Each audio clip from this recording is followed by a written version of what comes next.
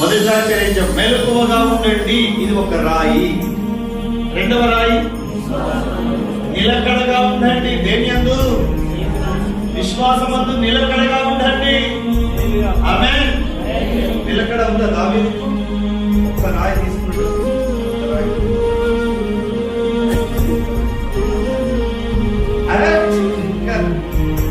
ఒక రాయి కాస్తాడు. అదే విశ్వాసం. అంటే ఆ విశ్వాసం చెదిరేదే విశ్వాసమందు నిలకడ. రెండవది. మూడవ రాయి పేరేంటి? ఏ పౌరుషం? చూడండి,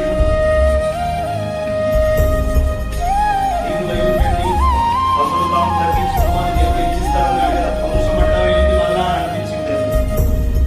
ఈ పౌరుషము లోక సంబంధమైన పౌరుషం ఉండదు మనకు. ఏ పౌరుషం ఉండాలా చెప్పండి? ఆత్మ సంబంధమైన పౌరుషం. పాట పాడుతుందా? వచ్చే వారం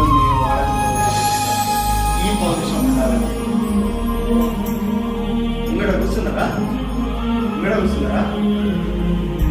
నేను లేట్ వచ్చినా ఇక్కడ కూర్చున్నా కదా. వచ్చే వారం నేను ఇక్కడ కూర్చున్నా. ఈ పౌరుషం. ఆమేన్. హల్లెలూయా. చేస్తుందా ప్రార్థన? ప్రార్థన చేస్తుందా? బైబిల్ చదువుతుందా?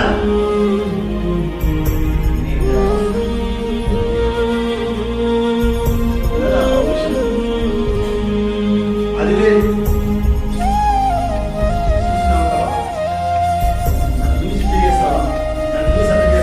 ఈ పౌరుషం ఉంది. పనికి మాలిన లోక సంబంధమైన పౌరుషం ఉంది, కానీ పని తెచ్చే ఆత్మ సంబంధమైన పౌరుషము యోసేపు దావీదు అన్నలు. దావీదు మీద కంటే గురుగారు అంటున్నారు. ఈ గురుగారు ఆయన మీద చూపించచ్చు కదా. గురుగారు ఆడ చూపించారు. ఈ గురుగారు ఎడ చూపిస్తారు? ఈయనే బయట పోయిరా